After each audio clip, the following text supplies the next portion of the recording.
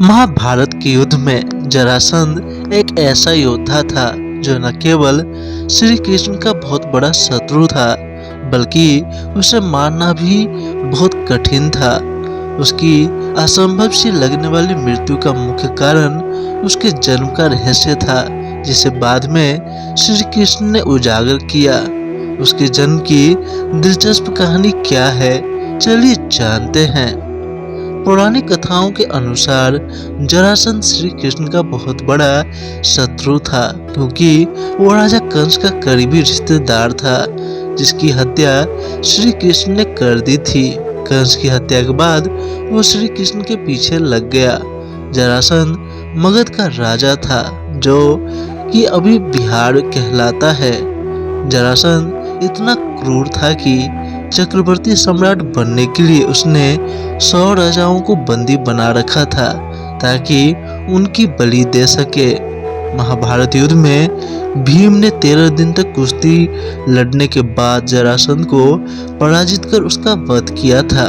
तो चलिए जानते हैं जरासंध की जन्म की कहानी। मगध देश में वृत्रथ नाम के एक राजा थे, जिनकी 2 पत्नियां थी, लेकिन उन्हें उन दोनों पत्नियों से कोई संतान नहीं थी। एक दिन राजा महात्मा चंड कौशिक के पास गए और संतान की चाह में उनकी खूब सेवा की। प्रसन्न होकर महात्मा चंड कौशिक ने उन्हें एक फल दिया और कहा कि यह फल अपनी पत्नी को खिला देना, इससे तुम्हें संतान की प्राप्ति होगी। राजा वृत्रथ अपनी दोनों पत्नियों से संतान चाहते थे, इसीलिए उन्होंने फल के 2 टुकड़े किए और अपनी दोनों पत्नियों को खिला दिया। इस प्रकार दोनों रानियां गर्भवती हो गई, लेकिन दोनों के गर्भ से शिशु के शरीर का एक एक टुकड़ा पैदा हुआ। शिशु की यह दशा देखकर रानियां घबरा गई और घबराकर उन्होंने शिशु के दोनों जीवित टुकड़े को बाहर फेंक दिया। उसी समय एक जरा नाम की राक्षसी गुजरी। जब उसने जीवित शिशु के 2 टुकड़े को देखा तो उसे दया आ गई।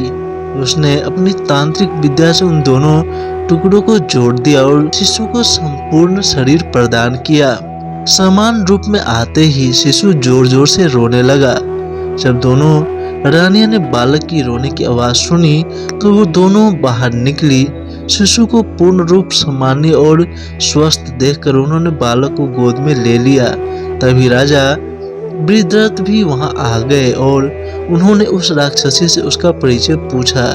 राक्षसी ने राजा को सारी बात सच सच बता दी। राजा बहुत खुश हुए और उन्होंने उस बालक का नाम जरासंध रख दिया। तांत्रिक विद्या से जुड़े होने के कारण जरासंध को मारना लगभग असंभव था। श्री कृष्ण ने उसके जन्म का यह रहस्य पांडवों को बताया और समझाया कि उसे युद्ध के दौरान में मारना असंभव है। उन्होंने उसे मारने के लिए एक अलग योजना बनाई। योजना के अनुसार श्री कृष्ण, भीम और अर्जुन ब्राह्मण का भेष बनाकर जरासंध के पास गए और उसे कुश्ती के लिए ललकारा। जरासंध उनका भेद समझ गया था, लेकिन उसने भीम से कुश्ती लड़ने का निश्चय किया। उन दोनों की कुश्ती लगातार 13 दिनों तक चलती रही। 14वें दिन भीम ने श्री कृष्ण का इशारा समझा और जरासंध के शरीर के 2 टुकड़े कर दिए। जरासंध का वध करने के बाद भगवान श्री कृष्ण ने उन सभी राजाओं को मुक्त कर दिया जो उसकी कैद में थे। जरासंध की मृत्यु के पश्चात भगवान श्री कृष्ण ने जरासंध के पुत्र सहदेव को अभय दान देकर मगध का राजा बना दिया।